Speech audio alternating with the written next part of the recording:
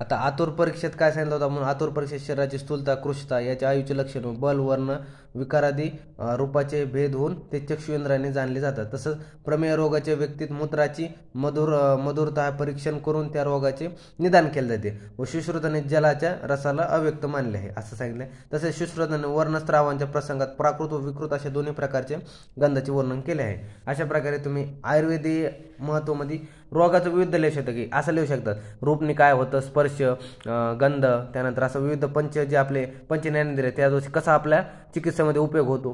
त्यानंतर नाडी परीक्षण आपलं जे दर्शन स्पर्शन प्रश्न परीक्षा त्यामध्ये आपले जे ऑर्गन आहेत आपले त्यामध्ये आपण कसा उपयोग होतो चिकित्सेमध्ये ते लिहू शकता तुम्ही ह्यामध्ये आयुर्वेदीय महत्वामध्ये. त्यानंतर आपले सुरू करायचं गुरुवादी गुण. आता गुरुवादी गुण किती आपले 20 गुण आहेत महत्वाचे गुण आहेत. कोणकोणते?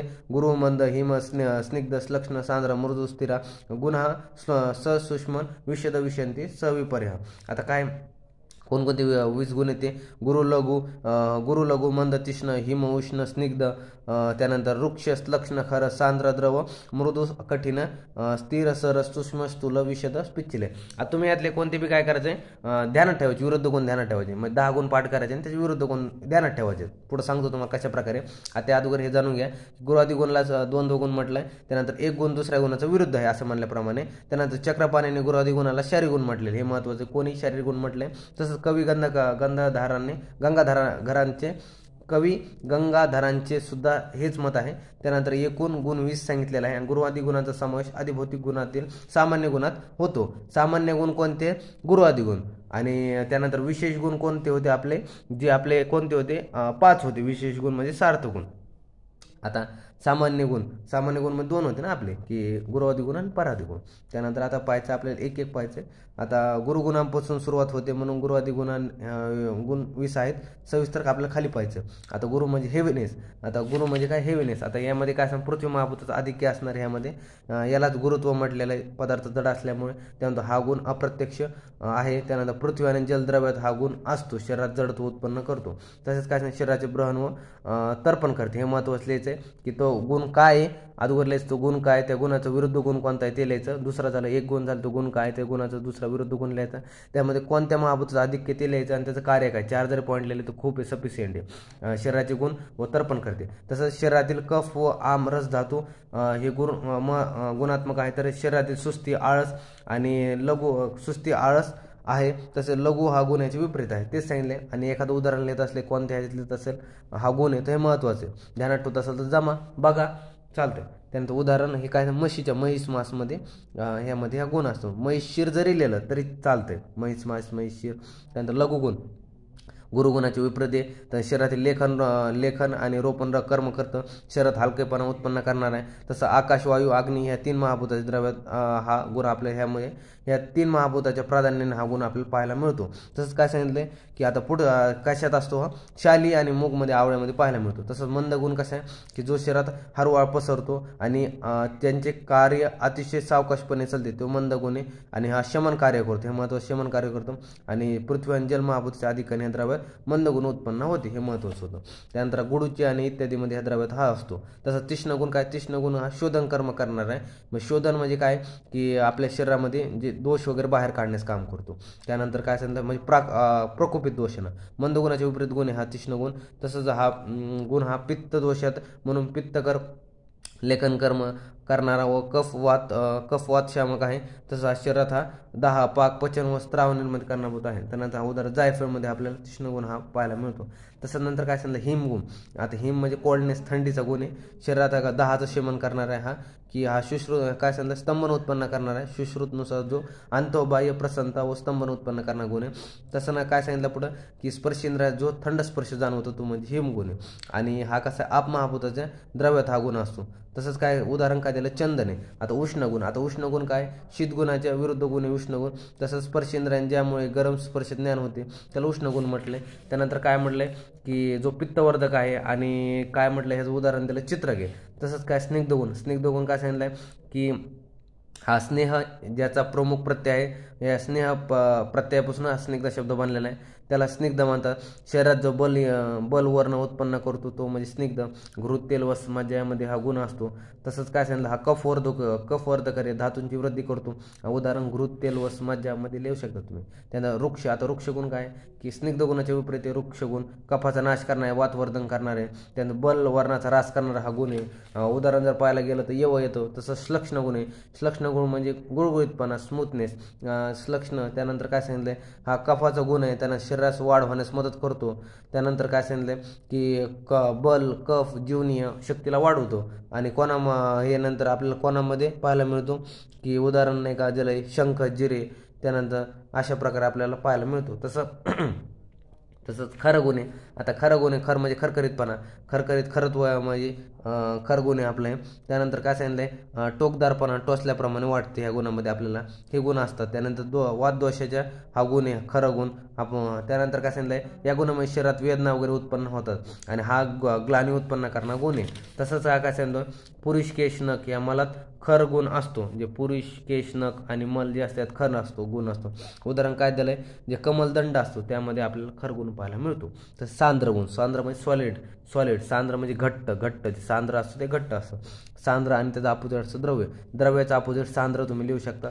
तसंच काय म्हटलंय की सांद्र लवकर विरळ न होणं म्हणजे सांद्र.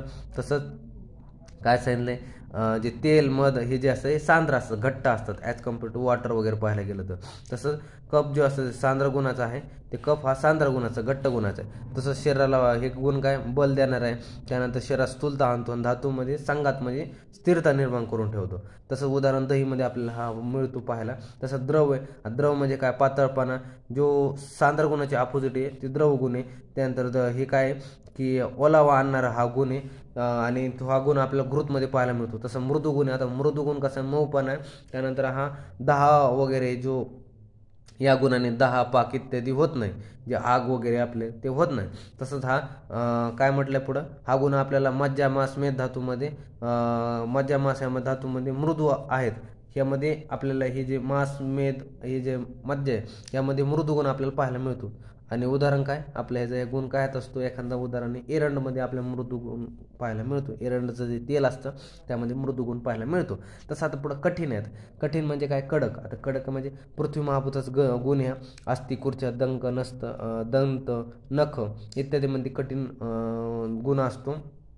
आपल्या आणखी दुसऱ्या कशात उदाहरणात पाहायला मिळतो, प्रवाहामध्ये आपल्याला पाहायला मिळतो. आता कठीणचा आपण विरुद्ध लिहू शकतो की मृदूचा विरुद्ध गुण आहे कठीण. एक पॉईंट तर लिहायचं कोणत्या गुणाचं विरुद्ध आहे, त्यानंतर कोणत्या महाभूताचं आधिक्य म्हणल्याप्रमाणे. तसंच एखादं उदाहरण लिहायचं आणि त्याने काय कार्य वगैरे होते ते लिहू शकतं. त्यानंतर स्थिर म्हणजे इनमॉबिलिटी, म्हणजे जो स्थिर आहे बाबा, लवकर झिजत नाही वगैरे, लवकर न झिजणे त्याला स्थिर म्हणतात. त्यानंतर कफ हा स्थिर गुणांचा आहे. कफ स्थिर गुणाचं तुम्ही लिहू शकता दोषामध्ये काय आहे, त्यामुळे शरीर घटकांचे स्थैर्य उत्पन्न करतो हा गुण. म्हणजे एक स्थैर्य जे घटक आहे त्यांना स्थैर्य उत्पन्न करतो, त्यांना शरीराबाहेर जास्त जाऊन देत नाही, त्यांचं झीज होऊ देत नाही. त्यानंतर काय म्हणते, खालच्या मार्गाने निघण्यापासून थांबवलं जातं, त्याला स्थिर म्हणतात. त्याचं उदाहरण जायफळ वगैरे. आता सर कसा आहे, स्थिरचा अपोजिट गुण आहे सर. त्यानंतर काय म्हटलंय, जो द्रव्य वात व मलाची प्रवृत्ती करते त्याला सरगुण म्हणतात. जे वात आणि मलाची जी प्रवृत्ती करते त्याला सरगुण म्हणतात. उदाहरण काय म्हणजे पाहिलं की अमलतास जे त्यामध्ये आपल्याला हे सरगुण पाहायला मिळतं. आता सूक्ष्म म्हणजे काय, मायन्यूटनेस, म्हणजे यामध्ये आपल्याला पाहायला मिळतं एकदम बारीक म्हणजे सूक्ष्म. जो घटकाचे अत्यंत सूक्ष्म विभाजन पाहू शकतात म्हणजे त्याला सूक्ष्म म्हणतात. त्यानंतर काय म्हणजे सूक्ष्म अत्यंत बारीक या गुणाने द्रव्य स्रोतसात जाऊ शकतात, म्हणजे एकदम बारीक असलं त्यामुळे स्रोतसा सुद्धा जाऊ शकतात असे द्रव्य ते सूक्ष्म गुणात येतात. त्यानंतर काय सांगितलंय, वायू हा सूक्ष्म आहे, म्हणजे वायू कसं सूक्ष्म आहे त्यामुळे शरीरभर कुठंही पसरू शकतो तो वायू. त्यानंतर काय सांगितलं पुढं की हा वातवर्धक गुण आहे आणि धातूंचा ऱ्हास करणारा गुण आहे, सूक्ष्म गुण. त्यानंतर काय म्हटलंय की उदाहरण पाहायला गेलं तर मध्य, हे मध्य कसं आहे, सूक्ष्म गुणात सांगितलंय. तसंच काय सो मध्य आणि उदाहरण तुम्ही विषसुद्धा लिहू शकता. मध्य आणि विषयाचे गुण जवळपास सारखे असतात. तर जे सूक्ष्म गुणाचं विषसुद्धा असतं. तसं स्थूल, आता स्थूल म्हणजे काय, बल्किनेस. आता काय, स्थूल हा गुण देहाला स्थूल करतो, स्रोतसांचा आवरत करतो, अत्यंत सूक्ष्म परमाणूत विभाजन होत नाही, म्हणजे त्यांचं विभाजन वगैरे होत नाही, ते म्हणजे स्थूल, जाडजूड असणं. त्यानंतर काय, कफ पित्त हे स्थूल आहेत असं सांगितलं आपलं सुश्रुतांनी. कफ पित्त स्थूल आहे सांगितलं. उदाहरण काय, उडीद वगैरे दिलंय. आता विषद म्हणजे काय, क्लिअरनेस म्हणजे स्वच्छ, बुळबुळीतपणा नसणारे, हा ज्याचा प्रत्यय आहे तो म्हणजे विषद त्याला विषद म्हटले. त्यांचा स्वच्छ जो करण्याचा गुण आहे तो म्हणजे विषद. त्यांना आम्लरसामध्ये हा गुण असतो विषद गुण. विषद म्हणजे आम्लरसामध्ये आपले काय सांगितले, मुखाचा काय सांगितले, स्वच्छता वगैरे होते. कशामुळे होते, विषद गुणामुळे होते. आम्लरसामध्ये हा विषद गुण पाहायला मिळतो. जो पिच्छल गुणाच्या विपरीत असतो, शरीरगत क्लेदन छेदन करून निर्मलता व वर्णता रोपण करतो, तो म्हणजे विषद गुण असतो. त्यानंतर काय, हा चक्षु व स्पर्शेंद्रियांनी आहे, म्हणजे चक्षु आणि आपल्याला स्पर्श जे आपले इंद्रिय त्यांना दोघांना हा जाणवतो हा गुण विषद गुण. त्यानंतर काय सांगितलं, विषद गुण कायमध्ये आपल्याला पाहायला मिळतो, क्षारमध्ये. क्षार जे असते आपले म्हणजे आपले क्षार, सेंदव लवण वगैरे त्यामध्ये आपल्याला पाहायला मिळतो. आता पुढचा गुण पाहायचा पिच्छल गुण. आता पिच्छल हा स्लिमिनेस हा गुण आहे, बुळबुळीतपणा हा ज्याचा अनुभव येतो तो म्हणजे पिच्छल, बुळबुळीतपणा ज्याचा अनुभव येतो त्याला पिच्छल गुण म्हटले. त्यानंतर काय सांगतात, कफ वृद्धी करे, बलकारक आहे, प्राणधारक हे असतात हे गुण. ह्यामुळे त्यांना विकृत कफामध्ये पिच्छल हा गुण उत्पन्न होऊन तो शरीरात चिटकून राहतो. म्हणजे जर कफामध्ये जर पिच्छल गुण उत्पन्न तयार झाला, विकृत कफ झाला, तर तो काय शरीरात चिटकून राहतो कफ. त्यानंतर काय पुढे म्हटले की अभिसंधी, काय म्हटलं, यालाच अभिसंधी सुद्धा म्हणतात. त्यानंतर ह्याचं उदाहरण काय, दही सुद्धा आपल्याला पाहायला मिळतो पिच्छल गुणामध्ये. अशा प्रकारे आपल्या पूर्ण आपण हे कोणते गुरुवादी गुण पाहिलेत आपण. आता गुरुवादी गुणचे आयुर्वेदीय महत्त्व आहे. यामध्ये काय सांगितले की हे आयुर्वेदीय सामान्य विषय नियमाने गुरु गुणावाला द्रव्यण, म्हणजे हे काय होतं, हे मला आपले सामान्य विषय सिद्धांत आहे. यामध्ये आपले पूर्ण गुरुवादी गुण आपले कार्य करतात. ते सामान्यानं वृद्धी होते, विशेषने ह्रास होतो, ते सांगितलं ना. अपोजिट गुण आहेत आपले. जे गुरुनी शरीराचे ब्रहण होते, तर लंघननी शरीराचे काय होतं की लघुने काय होतं, लंघन होतं. शरीराचं काय होतं की कफाची क्षय होतो लघुने, तर गुरुने कफ वाढला जातो. ते सामान्य विषयामध्ये तुम्ही 20 गुणचा ॲड करून तुम्ही सामान्य विषय सिद्धांत लिहू शकतात. आणि सामान्य विषयाचे ते 3 प्रकारे ते लिहू शकतात यामध्ये गुरुवादी गुणाचे आयुर्वेदीय महत्त्वामध्ये. अशा प्रकारे पूर्ण हे काय सांगितलं, गुरुवादी गुणाचं आयुर्वेदीय महत्त्व सांगितलं. चिकित्सेमध्ये कसं, चिकित्सेमध्ये याला सामान्य विषय सिद्धांतद्वारे ह्याला आपलं चिकित्सेमध्ये आपण यूज केला जातो. ह्याचा की जर कफ वृद्धी झाली असेल तर त्याच्या अपोजिट गुणाचं कोणतं आहे, वृक्षगुणे, लघुगुणे, तर त्या अपोजिट गुणांचे आपण तिथं काय देऊ शकतो, चिकित्सेमध्ये यूज करू शकतो. अशा प्रकारे आपण पूर्ण काय पाहिलं, गुरुवादी गुण पाहिलं. तर पुढच्या व्हिडिओमध्ये आपण ह्या पुढचा भाग पाहणार आहे. तोपर्यंत धन्यवाद.